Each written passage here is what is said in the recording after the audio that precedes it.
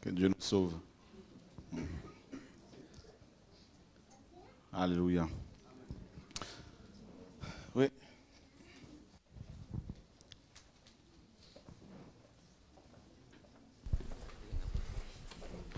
Bonjour pasteur. Bonjour. Je me nomme, je m'appelle frère Joseph. D'accord. Du coup, j'ai du mal un peu à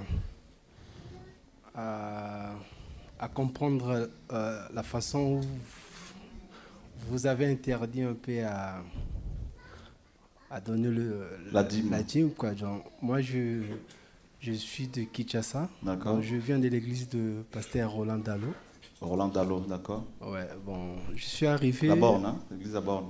La Borne, oui. D'accord. La Borne à Port-Philadelphie. Voilà. Ouais. L'église pentecôtiste, hein, en Ouais. fait, en gros. Ok. Je suis avec le frère Moïse à Caen. Mhm. J'ai vraiment du mal un peu quand j'arrive un peu à écouter la façon dont vous parlez sur la dîme, ça me dépasse un peu, quoi. Ça te perturbe? Ça me perturbe aussi. Ok. Ouais. J'avais voulu un peu savoir, je sais que Mhm. j'aurais un peu de doute à arriver à Ok. être convaincu, mais je voulais que le Saint-Esprit puisse vous parler, que j'ai un peu l'idée, quoi, concernant D'accord. la dîme. Ouais. D'accord. Tu as fait combien de temps? Tu as fréquenté cette assemblée pendant combien d'années?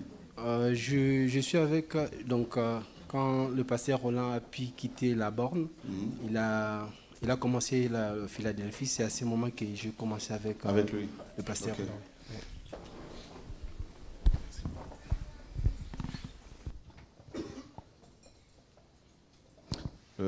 D'accord. Tu as payé ta dîme toutes ces années, donc pendant combien d'années? J'ai commencé à travailler depuis... J'ai fini mes études en 2005, j'ai commencé à travailler en 2017. Dans cette assemblée, là-bas à Philadelphie? Non, dans des assemblées où je priais. Même Ok. chez Ça fait combien d'années à peu près que tu fréquentes les assemblées? Plus de 10 Je ans? crois que ça va au-delà de 10 ans. Donc 10 D'accord. ans, ouais. D'accord. Et on t'a enseigné que si tu payes la dîme, tu seras béni. Quand j'ai payé la dîme, je savais que c'est quelque chose qui... Pouvait t'apporter la bénédiction? Oui. Ok. Quand tu regardes le Congo RDC, où il y a 90 millions à peu près d'habitants, et où il y a tous les 300 mètres une église. Et tu penses que ce pays est béni? Non. Sur le plan richesse minérale, tout ça, c'est le pays le plus riche au monde. D'accord? Donc ça, tout le monde le dit. C'est un scandale géologique. Mais ces habitants ne profitent rien de tout ça, ne profitent pas de tout ça. Et encore moins ceux qui se disent chrétiens, qui vont dans ces assemblées, qui donnent régulièrement leur dîme depuis des années, à qui l'on promet des bénédictions. On est d'accord? Et quand tu vas dans d'autres pays où il n'y a pas forcément autant d'églises, où il y a plus d'athées, eh ben sur le plan matériel, voilà, ils ont tout ce qu'il faut. Et on vous fait croire que être béni, c'est avoir de l'argent.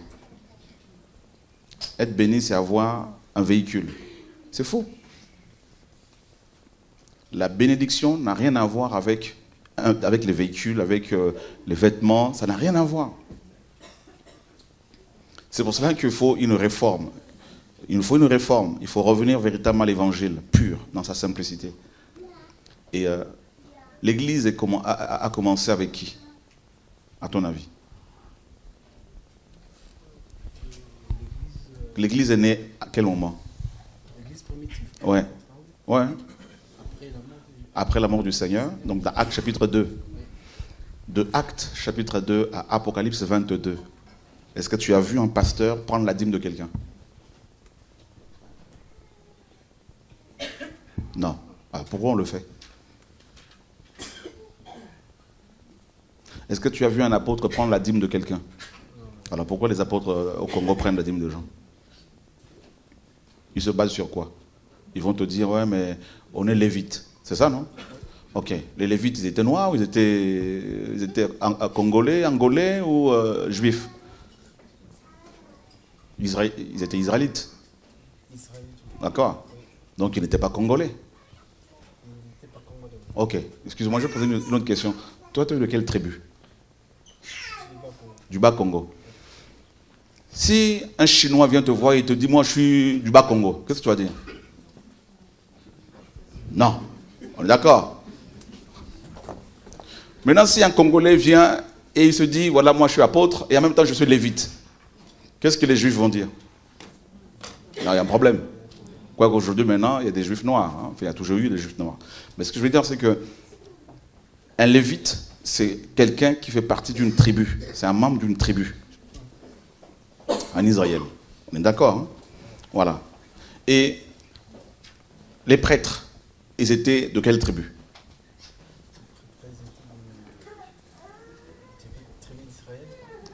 Pays d'Israël, mais de quelle tribu? Ils étaient lévites. Ok. Est-ce que tu sais que dans la Bible, aucun prêtre n'a payé la dîme? Tu savais ça? Il prenait la dîme du peuple, mais il ne la payait pas. Tu savais ça? Voilà. Est-ce que tu sais que tu es prêtre? Tu sais pas? Tu sais pas? Est-ce qu'il y a un verset biblique qui atteste cela? Oui, je vais t'en donner. Donc tu ne le savais pas. Voilà. Voilà quelqu'un qui est sincère, qui a fréquenté pendant des années, pendant peut-être 20 ans, une vingtaine d'années, les églises évangéliques. Il a cité le nom d'un pasteur dont j'ai entendu parler, Roland Dallot, qui semble donner des enseignements, certains enseignements qui sont quand même pas mal, qui a certainement reçu un appel. Mais pendant toutes ces années, on ne lui a pas dit qui il était. Voilà un des problèmes de beaucoup de chrétiens. Ils ne savent pas ce qu'ils sont. Et si on ne sait pas ce que l'on est, ben on va se faire manipuler, dépouiller. Et voilà un des problèmes majeurs de nos églises. Tu peux prendre Apocalypse chapitre... D'abord 1 Pierre chapitre 2, le verset 9. Tu pourras nous le lire, s'il te plaît? C'est pas grave, tu peux lire, c'est dedans. C'est une question que j'ai souvent. Oui, pas de problème. Ça, c'est 1910, non? Alors, pour ton information, fais voir. C'est la 1910. C'est la plus, comment dire, corrompue et la plus répandue en Afrique. Donc, ils ont pris toute cette version-là, ils ont mis ça dans des containers, ils ont balancé ça en Afrique. Vous ne verrez cette version dans aucune église française, ni belge. C'est bourré de fautes, bourré de... Enfin, Moi, je me rappelle quand je me suis converti en 86, on était tout petit. J'avais aussi une version comme ça. Là. Voilà. Donc, 1 Pierre chapitre 2, verset 9.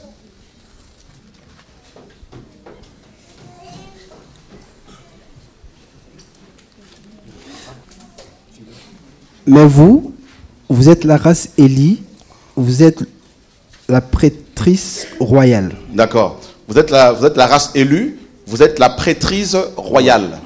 D'accord? Donc, ici, Pierre s'adresse à tous les chrétiens. On est d'accord, hein? Ok. Et il dit que nous sommes tous, en tant que chrétiens, des prêtres. Amen. La prêtrise, ici, fait référence à la fonction des prêtres. Amen. Tu vois, non? Oui. Voilà. Et tu prends Apocalypse chapitre 1, le verset 4. Et Apocalypse chapitre 5, le verset 8.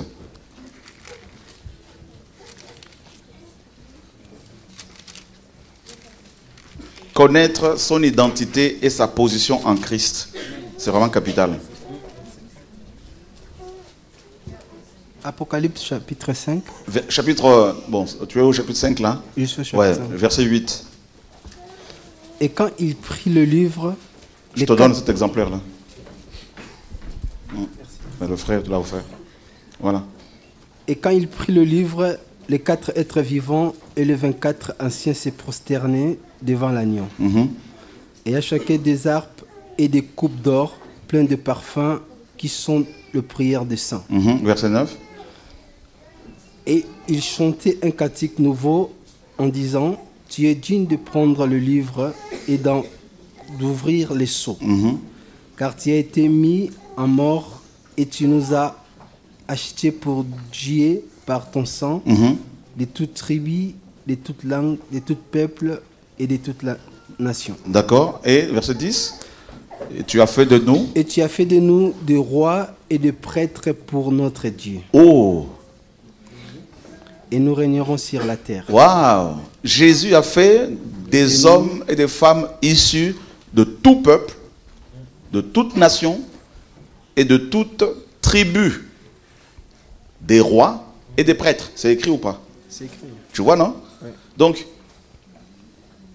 un des premiers enseignements à donner aux nouveaux convertis, c'est cela. C'est cet enseignement-là, celui-là. C'est le fait de leur dire, de lui dire à ce nouveau converti, tu es prêtre. Amen. Parce que ça, c'est même, c'est-à-dire après la conversion de quelqu'un, là, tout de suite, il faut lui enseigner là-dessus. Qu'il est prêtre. Pourquoi? Parce que le prêtre est celui qui va vers Dieu en faveur des autres. C'est quelqu'un qui va intervenir, qui va plaider la cause des autres. C'est quelqu'un qui va présenter les besoins du peuple à Dieu. Et nous, en tant qu'Église, l'Église, dans sa prêtrise, a la charge de présenter les problèmes des nations à Dieu, d'intercéder pour les nations. Paul le dit, et notamment dans 1 Timothée 2, faites de prières pour toutes les personnes qui sont élevées en dignité. Amen. Tu vois, non? Donc ça, c'est notre rôle. Il dit dans 1 Thessaloniciens 5, 17, c'est un des premiers versets qu'on a retenu quand on s'est converti. Priez sans cesse. Voilà, c'est notre mission. Priez sans cesse. Priez afin que vous ne tombiez pas dans la tentation. Vous n'entriez pas dans la tentation, littéralement. Car la chair est faible, l'esprit est bien disposé. Tu vois? Donc ça, c'est notre mission. Si tu n'enseignes pas à un nouveau converti qu'il est prêtre, qu'il peut aller directement vers Dieu sans chercher un pasteur, un prophète, un apôtre, ben, il va être idolâtre. Et c'est pour cela que nous dénonçons l'idolâtrie. Parce que beaucoup de chrétiens ne savent pas qui ils sont. Dès qu'ils ont un petit souci, il faut qu'ils cherchent un prophète, un apôtre. Et c'est à cause de ça que ces voyous qui s'appellent pasteurs, parce que la plupart sont des voyous, il faut le dire, je les ai côtoyés, ça couche avec des femmes d'autrui, ça prend l'argent des gens, et il y en a qui sont sincères, mais ils sont dans l'ignorance. C'est à cause de cela que des dictateurs en Afrique notamment dominent sur le peuple, tuent des populations, font violer des femmes, éventrent des femmes, font éventrer des femmes enceintes, prennent leurs fœtus pour les piler dans des mortiers, et ils payent ces bishops, ces prophètes, ces apôtres en leur disant, dites-leur qu'il est écrit qu'il faut, vous devriez vous soumettre aux autorités. Tu vois ce que je veux dire? Donc du coup, toute une population, plusieurs pays sont muselés comme ça.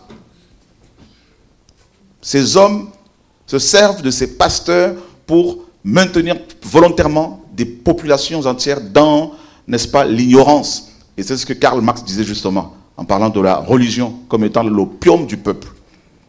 Vous allez voir des gens qui étaient un tout petit peu intelligents, quand ils vont commencer à fréquenter certaines assemblées, ils vont devenir, excusez-moi, ils vont devenir plus bêtes, plus idiots qu'ils ne l'étaient avant leur conversion.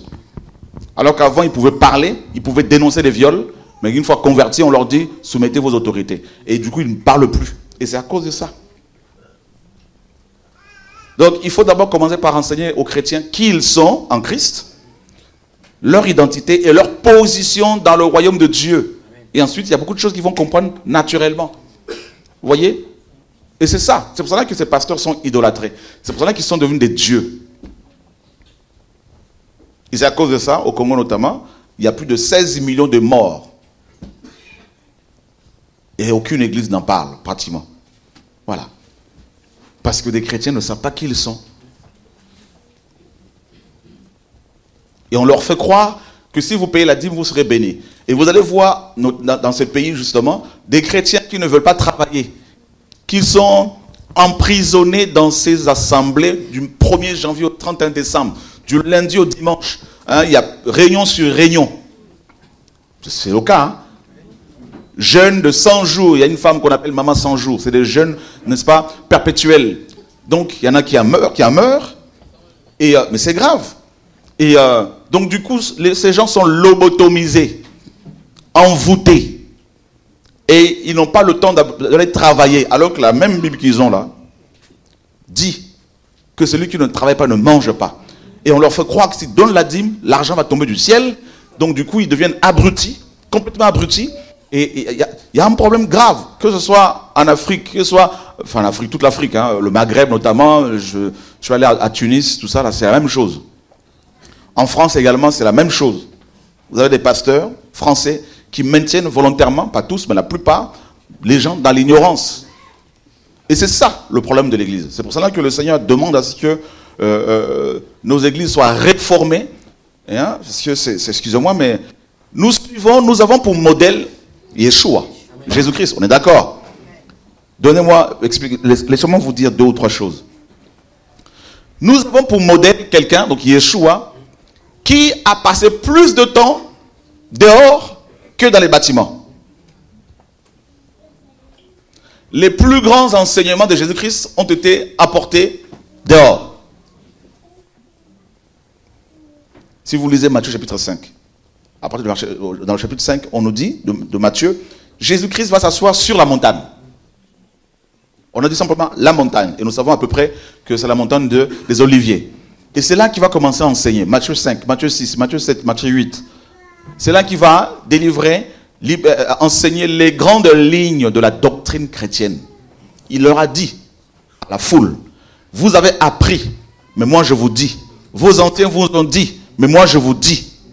Voyez, non? Celui qui va répudier sa femme pour prendre une autre femme est condamné par la loi. Mais moi je vous dis que celui qui regarde simplement. Vous voyez comment il a placé là-bas haut? Et nous avons des pasteurs divorcés, remariés, qui prêchent encore, qui dirigent les assemblées. Même dans nos assemblées à nous, moi je dis, je ne suis plus là-dedans. Là. Parce que le salut est personnel.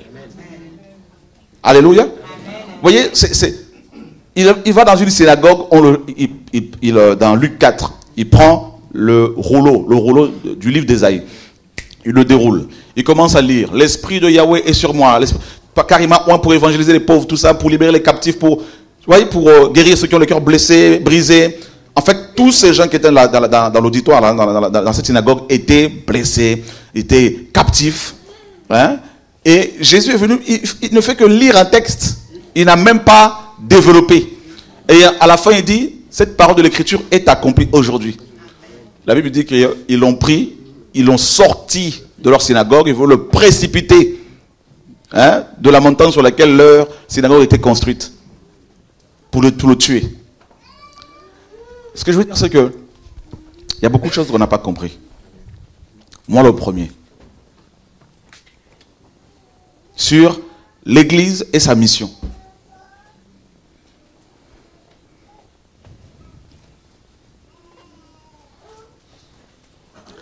Des chrétiens ont peur en se disant, si on se met à parler, mais on aura des problèmes, donc on ne veut pas les problèmes parce qu'on veut... Mais le fait même d'accepter de te convertir là, fait de toi automatiquement un opposant. Parce que la Bible dit que la chair a des désirs contraires à ceux de l'esprit. Il y a une opposition entre les deux. Donc tu ne peux pas te dire chrétien et refuser les épreuves liées à la prise de position. Voilà. C'est contradictoire. Il y a un grand amiral d'un pays africain qui est venu nous chercher parce qu'il était malade, on a prié pour lui, tout ça. Enfin bref. Et sa femme me dit, nous avons plus de 500 villas, tout ça, c'est bien. C'est bien. Il y a même des villas qu'ils ont oubliées, c'est bien. Tandis qu'il y a des enfants qui dorment dehors, parfait. Et puis quand il a ouvert une boîte de nuit, il avait un bar d'abord, ensuite il ouvre une boîte de nuit, je lui ai dit, non mais ça c'est le péché, ça n'a pas plu. Je lui ai dit, bon, on coupe les ponts, allez, on passe à autre chose. Le problème de beaucoup de chrétiens, c'est qu'ils sont pas capables, on n'est pas capable de dire les choses, dans l'amour, mais dire les choses. Déjà, mon frère, si au niveau de la dîme, des chrétiens ont du mal à saisir, et imaginez maintenant par rapport à autre chose, ça c'est encore plus compliqué. Tu vois ce que je veux dire? C'est pour cela que quand le régime va changer en Afrique, là, notamment au Congo et en RDC, je serai le premier, si Dieu le permet, à prendre l'avion, à descendre là-bas. On va fermer d'abord toutes ces églises-là. Et tous ces pasteurs, on va leur dire, vous allez vous inscrire à l'agence de l'emploi, vous allez faire une formation professionnelle et vous allez rembourser l'argent que vous avez volé aux gens là, toutes ces années. Au nom de Jésus-Christ. Alléluia. On est fatigué. Ça vient. Voilà. Et une des lois qui va être votée là, on va dire interdiction dans la Constitution hein, de payer la dîme. Une des lois.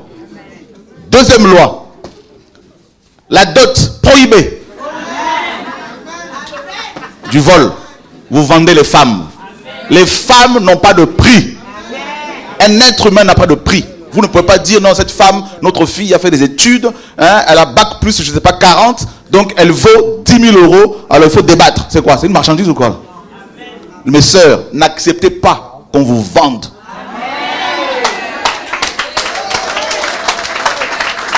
Ah, ça va chauffer.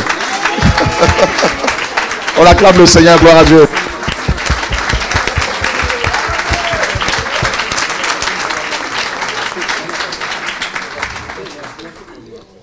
Comment?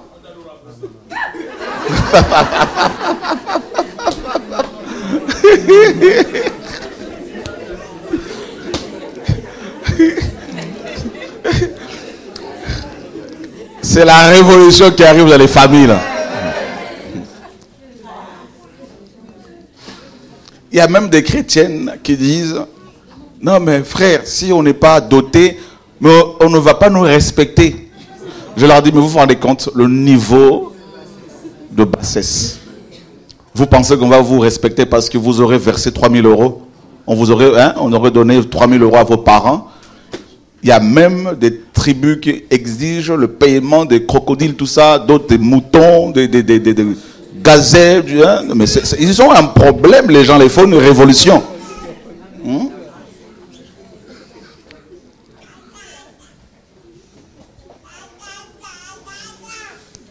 Waouh! Et il y a beaucoup de nos frères et sœurs, beaucoup de nos frères plutôt, occidentaux qui souffrent quand ils épousent des femmes africaines parce qu'on leur dit vous devez payer. Ils ne comprennent pas. Payer. Ah oui? Plus la femme est belle, plus elle vaut cher. Plus elle a de diplôme, plus le prix grimpe. Ça veut dire quoi ça?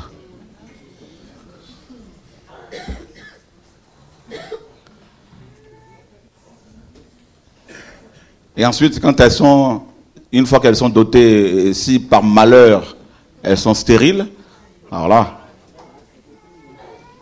là, comme un produit acheté au marché, voilà, c'est pas rentable. Et vous allez voir tous ces gens qui se disent chrétiens. Chrétien jusqu'à la mort. Chrétien jusqu'à... Chrétien veut dire quoi? Comme Christ. C'est ça, non? Quand Jésus t'a fiancé, qui est fiancé à Christ ici? Ok.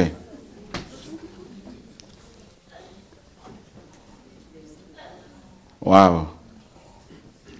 Il a payé la dot à qui? Il y en a qui vont dire non, le sang qui a coulé, c'est la dot. Non.